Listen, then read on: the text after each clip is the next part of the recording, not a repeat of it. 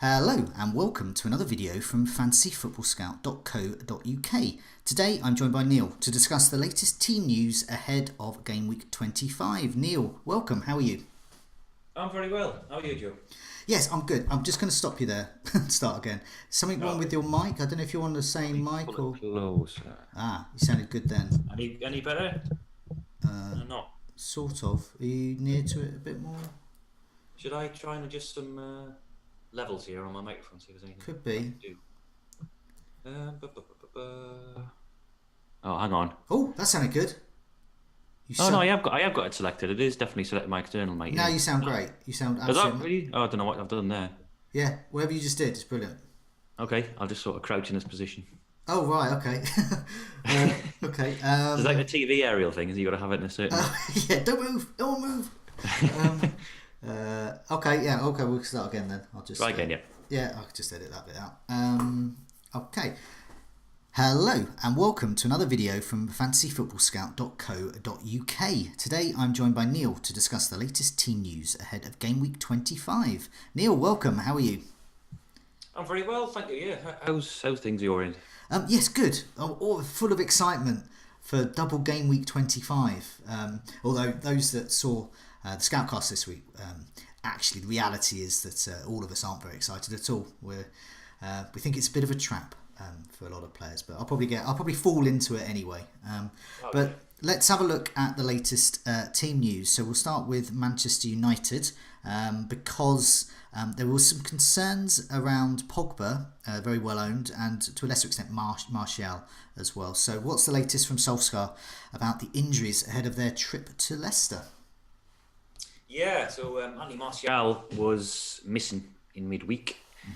He's been back in training, he's done some rehab work. They're going to assess him before the weekend. But the big one that most people are probably concerned about, I think Pogba is the second highest owned midfielder in FPL now. He completed 90 minutes against Burnley. Didn't seem to be any problem. He was sort of struggling a bit during the game, but seemed to brush it off and then went on to score a penalty. And now the reports came out after the match that he was seen holding his groin in the mix zone and sort of hobbling a bit. He might have just had an itch or something, but there was sort of the rumours circled after that he sort of pulled something or strained something. And we heard from Solskjaer this morning that he's basically downplayed the severity of it. He said that it doesn't think there's going to be anything serious. He still has to do a training session today, and that's why the sort of flag remains on Pogba and FPL. But it sounds promising. Solskjaer basically saying he's optimistic of both of those players being available for Leicester on Sunday. Well, that sounds good because I know that I believe that Pogba had been sent for scans. Apparently, better reported this. So presumably they came back and said nothing wrong. So if he's training fine, then that's good news. Okay, that's good. I shall hang on to him then. So let's move over to the other side of Manchester. Manchester City have 2 games, so we definitely want to know about their players. So what has Pep been saying ahead of those 2 matches? Okay, yeah, the only confirmed absentee through injury is Vincent Kompany, who's been out for a little while. Everyone else has trained, so he's got a fully fit squad to choose from. Now, the caveat to that is Benjamin Mendy, who came back against Burton in the dead rubber of a second leg and played half an hour of that. Then he missed a couple of days training, wasn't involved in the FA Cup or Game Week 24. Now, Guardiola said he's trained the last couple of days, but as we've come to expect from the Manchester City manager, that's as much as he's going to give us. He says he doesn't know whether he's going to be fit to start a Premier League game. Now, obviously, as you were saying there, it's a double game week, so he's got 2 bites at the cherry, really. But we are not particularly any further forward than we were last week. Again, there's a flag remaining on FPL, 75%. That sounds about right. We might see him possibly against Everton. I think there's more of a chance of that. I think given that game is sandwiched by Arsenal and Chelsea.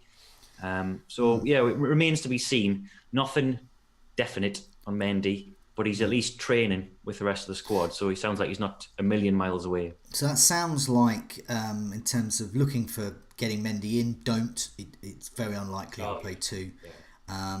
That could have knock-on effects for, I guess, for Sane as well, because Sane did miss a few games when Mendy was fit and raring to go. So that fills me with a bit more hope that Sane will get 2 starts. And I guess with Danilo and Zinchenko, I mean, those are the kinds of backups for Mendy so far. So obviously raise the prospect that one of those might get at least 1 or maybe 2 starts.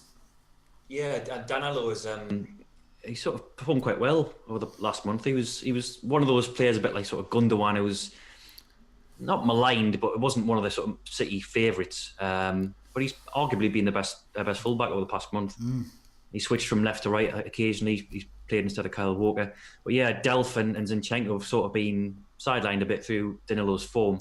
So I think if Mendy isn't quite ready to feature, then it'll be Danilo mostly. I must admit, I am quite tempted because at least he has some attacking threat. He has some kind of assist potential as well. Now, what about Arsenal? That, as you mentioned, they're one of the teams that City are facing. Once again, I think we do this every week. How are their defence shaping up? Because obviously that's key for City's attacking assets. Yeah, now we mentioned Mendy's possible comeback has been possibly bad news for Sane.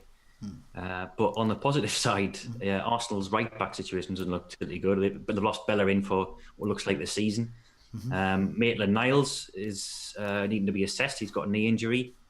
So they will likely either have Stefan Lichtsteiner, a veteran fullback, or Carl Jenkinson, the prodigal son, who's emerged from nowhere. He was on the bench in midweek, and then he came on against Cardiff. Honestly, I had no idea he was still at Arsenal. Okay, well that sounds really good news. So that's obviously down Sane's side on the City left. Elsewhere, Koscielny looks like he's back. He had a jaw injury which caused him to miss out in midweek, but he's back in full training. So you might expect him to come in for Monreal perhaps at centre back. Mkhitaryan, he's also back in training as well, so he's going to be assessed. But you wouldn't expect him to sort of play anything other than a bench role. Has there been any indication whether their new player Suarez, who's very, very kindly priced, I think, at 6'5", very temptingly priced, could he start? Well, we're still. Last time I checked, we were still waiting on the Arsenal press conference. It was due to take place earlier, but I think because of snow, it was delayed. So we haven't heard about Suarez yet. So we'll keep you posted on that one on the site. But yeah, I'm just checking now. I can't see anything. No. As we film this. Okay, so once again, I mean, with all of these that we're not sure of at the moment, keep checking the site, keep checking our Twitter feed. We'll have all that information there. Moving over to West Ham, tricky tie at home to Liverpool, but Arnautovic was a concern. Fabianski as well. Now that is a concern for. There's quite a few people out there with with one working goalkeeper, Fabianski, and they paired him up with someone hopeless who never plays. So they're quite nervously awaiting that. So is Fabianski going to play? I am one of those managers. I've got David Button on my bench who looks very much like he's back on the as a substitute now with Matt Ryan returning. Fabianski looks like he's going to be all right, which is good news. Pellegrini said he hasn't worked 100% in training today, but they've got another session tomorrow, and the fact that they're playing on Monday gives him a few extra days to recover as well. But he thinks he's going to be fine. It appeared less sure about Arnautovic. He says that it's a question for the doctor now. They're going to see if he can actually take to the training pitch on Saturday. So that looks more of a worry, I think. And you do wonder whether he would risk Arnautovic away at Liverpool and save him for sort of more winnable games to come. Okay. That doesn't. I mean, last time I saw him, he was hobbling around on crutches. So he had a projective cast on, I think, didn't he? Yeah, that didn't look good. I think it's time to turn to Liverpool now. So obviously West Ham's opponents. Alexander-Arnold, a few people still hanging on to him. They were hoping he's going to be back. Is he going to be back? And there's a few other injuries as well. I mean, especially Gomez, I think, might be out. And who on earth? Any hints of who will play right back? We had Henderson there last time, so who's next? Yeah, well, on that front, they do have James Milner coming back from suspension, so I would think he would come back in at right back, because Gomez and Alexander-Arnold are still going to be out.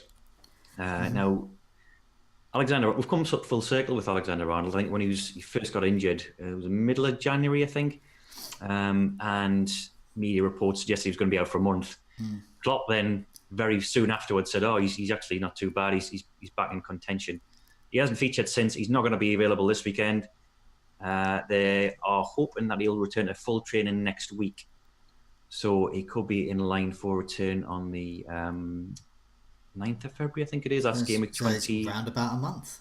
Exactly, round about a month. Exactly, you know yeah. The cynic in me says that Klopp was covering himself because Alexander-Arnold in that game was injured in the warm-up. He then played. Yeah. And then suddenly it was an injury down, and Klopp said, "Oh no, he's going to be fine." Perhaps he shouldn't have been playing that match, Jurgen.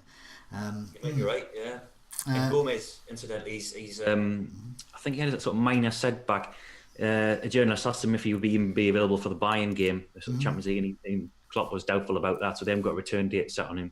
So it looks like he's going to be sidelined for a while. But Alexander-Arnold, not this weekend, but possibly game week 26. So who will the right back be? I think Milner. Ooh. I think Milner. Henderson did play there midweek. He got a lot of plaudits, particularly from his manager, and he did have a sort of decent game going forward. Before I actually watched the game, and from what I saw, I mean, Leicester got a lot of joy down that left. Chilwell and Gray, I think it was, down that side of it. Sort of it had a lot of success down that wing. So I wonder if we'll see Milner back there, or possibly even Fabinho, who was well enough for the bench in midweek, but he should be recovered from whatever ailed him in midweek. Now, amongst the single game week stars that a lot of people are looking at in game week 25 is Son at Spurs, currently the best of their attacking assets. He's fit, but suffering from fatigue. He's been playing like non-stop for well over a year now for country and club. Has there been anything there from Pochettino about Son's availability? Nothing fresh today, really. We saw after the game that he'd been suffering with cramp, which is what you would expect after his busy January. And then Pochettino said it's a question of whether he plays from the start or on the bench against who are they playing? They're at home, Newcastle. How would I forget that? They're playing at home to Newcastle. Yes, my team. I don't know why I'd forget that. So he said pretty much a similar thing before the Watford game, and still played. So I fully expect him to be involved. He said he was, he's expecting him to be tired in that game against Watford, but he's one of the sort of freshest players on the show, performed really well, and I do think that they can't really afford to slip up now that they sort of pegged Liverpool and City back a bit in the title race. Then I think he'll play. Yeah, I think we'll delve into the press conference a bit more this afternoon. But from what I've seen so far, there's nothing to suggest he's going to miss out on him. Yeah. Just looking elsewhere, going back to the fixtures. A player I'm quite interested in seeing is Batshuayi, who's joined Palace. Have we had anything from Hodgson about whether he possibly will be starting or in the squad? Yeah, possibly. I noticed he's got added to FPL this morning, 6.5. That seems a little bit steep, but he's an interesting prospect actually. Hodgson said he thinks he's going to be fit. He's going to meet him on Friday. He's been playing for Valencia earlier this season, so it's not like he's been out in the cold at Chelsea and not playing. So he'll make a decision on him this afternoon and tomorrow. But he sounds like he's in contention to feature. Now, he hasn't been in good scoring form for Valencia this season, which is a bit of a worry because he's been fantastic before that. Really, he's always looked quite impressive, especially when he moved on initially from Chelsea. And in some of the games he had for Chelsea, he still looked pretty good. One I'm definitely looking out for. Anything else? I mean, what about Chelsea as well? Perhaps not on the injury front, but has Sarri had anything to say for his team's appalling performances recently? Yeah, quite a lot to say. It was apologetic in nature to the fans and fairly damning towards his players as well. As I wrote in the scout notes to make there's something not quite right at that club. It's sounds like a bit of a toxic atmosphere, which we've seen before at Chelsea. So there's various comments about him saying that the players need to learn to stop being in a counter-attacking side, which they were under Conte. How the front three were playing too narrow. How he sort of wants the players to sort of change their mentality. And we heard him after the game against Bournemouth saying he doesn't know if he can motivate his players. So there's a lot of negatives associated with Chelsea assets at the moment. It sounds like not a nice place to be in. No. Although they do have a very good fixture this weekend at home to Huddersfield. Yeah, I mean, God, if he doesn't get a result then... Yeah, like maybe a goner. Yeah. Yeah, I mean, because basically a key part of his job is to motivate his players. If he can't do that, then... Well, yeah, that's his job. See you later, mate. Yeah. Perhaps someone else can. What about Everton? Because obviously they've got 2 fixtures as well. So we know that Luca Dean is going to miss one of those, definitely. But Baines was an injury doubt as well, so you would think he would play. Possibly both those fixtures, but any update there around Everton's players? Yeah, Baines came off with, I think it was a hip injury in that game, which forced Dini onto the field, and then he got his red card. He'll get assessed. He's going to have a late check before their first game of the double. They are going to be missing Jalki and Yerry Mina, which I think sort of knocks on the head, and he's suggesting he might go to a wing-back system against City. So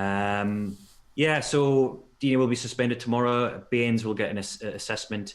If he doesn't make it, they'll possibly have John Joe Kenny at left back, he's ostensibly a right-footed defender, or at least he plays at right back normally, which would be positive if you're a Doherty owner. They're playing Wolves, and he's at the right wing back, and he'd be up against the left back position for Everton. So that's one to watch. But it sounds like Baines, it isn't a serious injury, and if he doesn't feature against Wolves, he may be back in contention against City. Okay.